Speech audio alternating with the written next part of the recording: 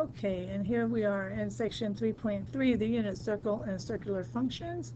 Your objective is to find exact angle measures and trig function values of using radians. These are things that you've done. You know how to do it with degrees. We just had to show you how to do it with radians. So we have defined our 6 trig functions using angle measure, but to graph trig functions on a coordinate plane, we need to convert angle measures to real numbers. We do this by using a unit circle. The unit circle is a circle with radius 1. So we get an x squared plus y squared equals 1 if you look at Pythagorean. If the radius equals 1, then from section 3.2, we can use the arc length formula S equals r theta and replace r with 1 so that S equals theta.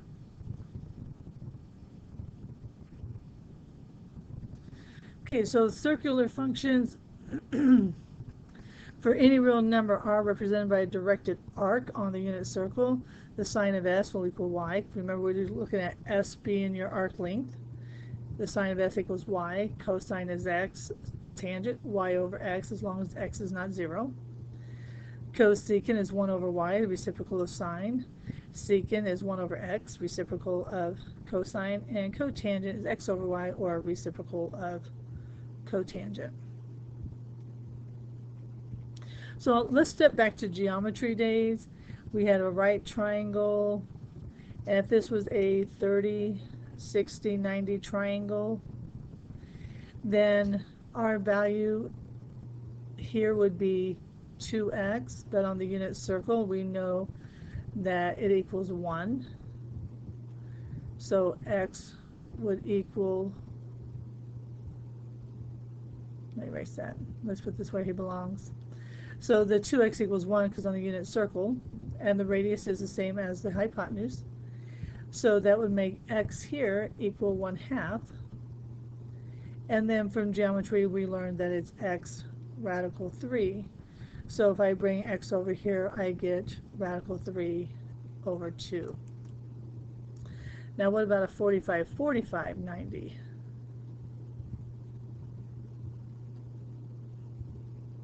Now, this is still 1, but for back then, this would be x, this would be x, and this would be x radical 2.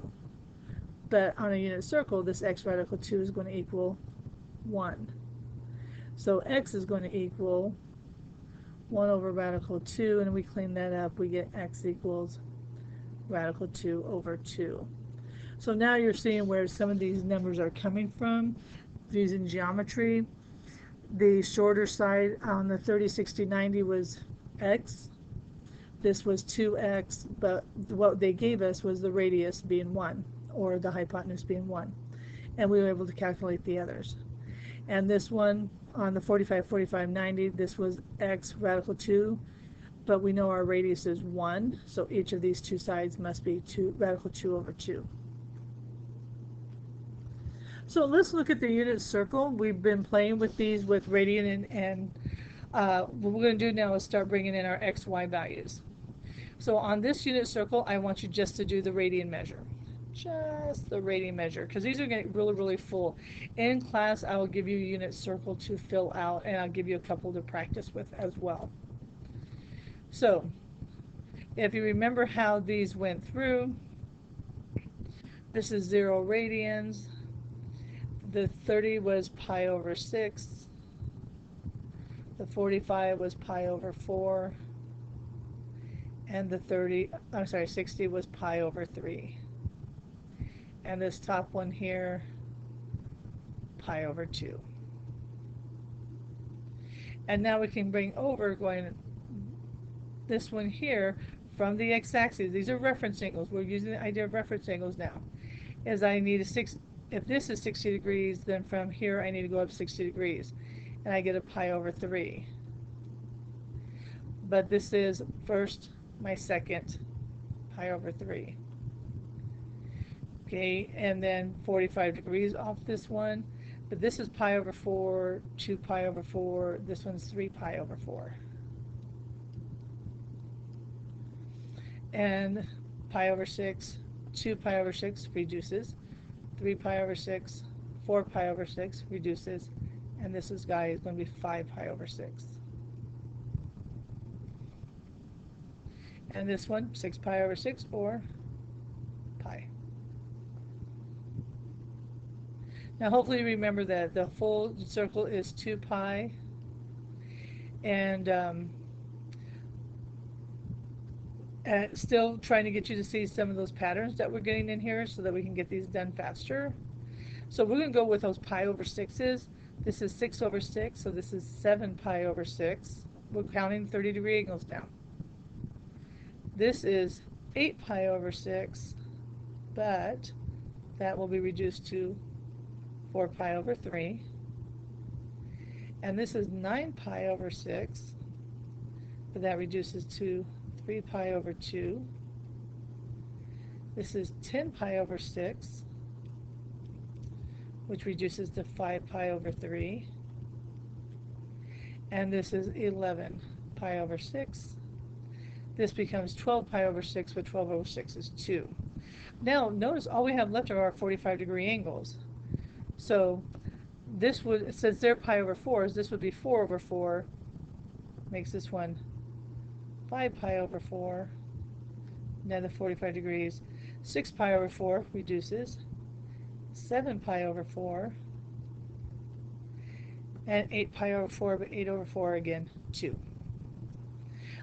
Those are the easier. It's not easy to count by the 60-degree angles, except for the very, very beginning. It's much easier. All of these, except for the little ones, like these, are all 30-degree angles. So it's very easy to count through our 30-degree angles. Okay, on the next slide, what I want you to do is the corresponding x and y. And on the very first slide, they gave you the idea that if your ordered pair is going to be cosine of theta, sine of theta.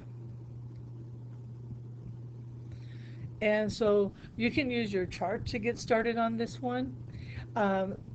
Sometimes it's easier to remember the chart. Sometimes it's easier to remember the circle, because on the circle it has more information. Not necessarily remember, just remember the patterns so that you can get to where you need to be. So I'm going to leave all of these in degrees instead of cluttering up our unit circle with additional information. So if this is the origin, I come out 1 because the unit circle is 1. And so this is going to be 1, 0, because I did not go up on my y. If I go to the left, keep in mind this is negative x, negative 1, 0, positive x. Up here I have a positive y. And if I go straight up, I didn't go left or right first, so it's 0, and then up 1. And my 90-degree angle here, I don't go left or right, so 0 and negative 1. Now the idea that we have to get in here is all of the other guys. So if you're using your table, or if you use your sign values kind of thing, but if you use your table, you can start at 30, you can start at 60, it doesn't matter. But the patterns still hold. So this is cosine at 60 is 1/2. Sine is radical 3 over 2. 45 degrees is radical 2 over 2, radical 2 over 2. 30 degrees, cosine is radical 3 over 2, sine is 1/2. Now, what I need to point out, which is really easy to do on these, is literally just slide these values over. So you're going, okay, so I have again over here 1/2 radical 3 over 2. But this time, my x values are negative. That negative sign should be inside the parentheses, not outside. So over here, negative radical 2 over 2, radical 2 over 2. And then on this one, bring this one over. So negative radical 3 over 2, 1/2. And then we go down here to our quadrants 3 and 4. And we can still, at this point, we're flipping things over. Now I can call this a reflection, that I just kind of reflected this over, as long as you understand the x and y don't change places. Same thing here. X and Y's are not going to change places. But now I'm going to reflect it over the x-axis. So those radical 3 1/2 comes first. So this is radical 3 over 2 1/2. But notice here my x is negative. Didn't write it down far enough. Oh, I just didn't write it. And my y is negative, so the negative sign goes on both. The one in the middle is still radical 2 over 2. And then this one is just this one turned around. Negative 1/2, negative radical 3 over 2. Because of cofunctions, that works. And then the same as the last time is you can just slide these over. So this one is the radical 3 over 2 1/2. But notice here my x is positive, my y is negative, so flip the negative on the y. Radical 2 over 2, negative radical 2 over 2. And then 1/2, negative radical 3 over 2. And if you've done this right, all of your angles closest to the x-axis will be radical 3 1/2, radical 3, and if we look at the other ones, radical 3. The ones in the middle will always be the same, and the ones closest to the y-axis will be 1/2, radical 3. So that's one of the little patterns I'm going to give you guys for this. So now what we're going to do is I need you to start using the unit circle to come up with things. So you might want to go and put your radians in here, or put the radians in there as you need them. Like I said, I will give you a larger unit circle that you can write on. That way it's not so cluttered. Okay, so they're using S in place of theta, so we can replace, if you like theta better. So theta is 3 pi. They want sine of 3 pi, cosine of 3 pi, and tangent of 3 pi. Now, 3 pi is more than 2 pi, so we need to subtract 2 pi off, and we get 1 pi. So that's where we are on the unit circle, is at 1 pi. And we can come back over here. 1 pi is 180. And we look and go, oh, we have cosine and sine. You have it right there. So cosine is -1, sine is 0. So your tangent, being sine over cosine, is also 0. Okay, now they're asking you to do this one. So theta equals -3 pi over 2. Again, it's a negative value, so I need to add to it. So I'm going to identify the fact that 2 pi equals 4 over 2. That way I have the common denominator. So I have 4 minus 3 pi over 2. So I'm really at pi over 2. So we want sine of pi over 2, cosine of pi over 2, and tangent of pi over 2. Now we should identify that this is the angle we're looking for. This is just where it's located. So if you go back to the unit circle, you'll find that sine value is 1, cosine is 0, and tangent, being 1 over 0, is undefined.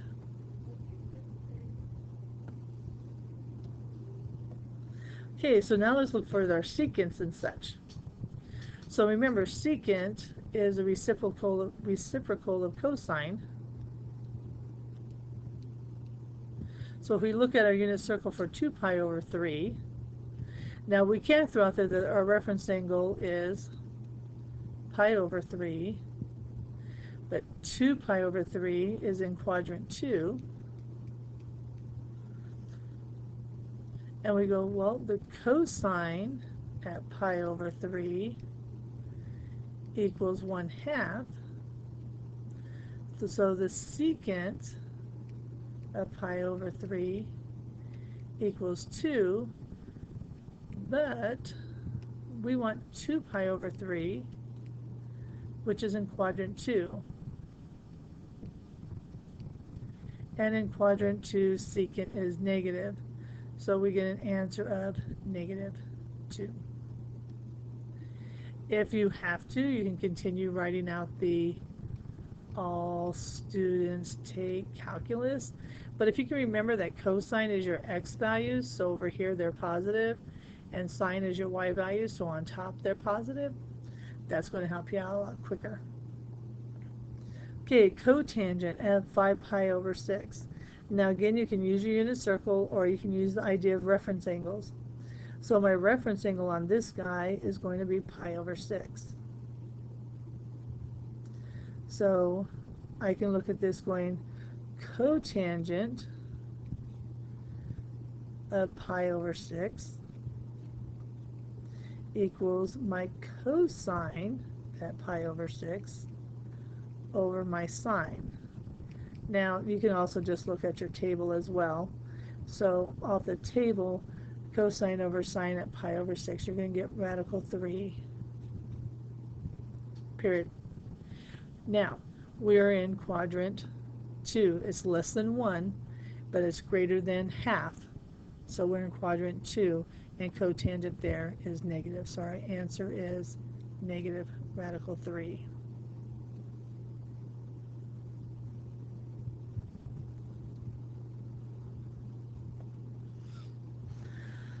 Okay, last one. We can see that it's a little bit more than 1. So let's do the work over here.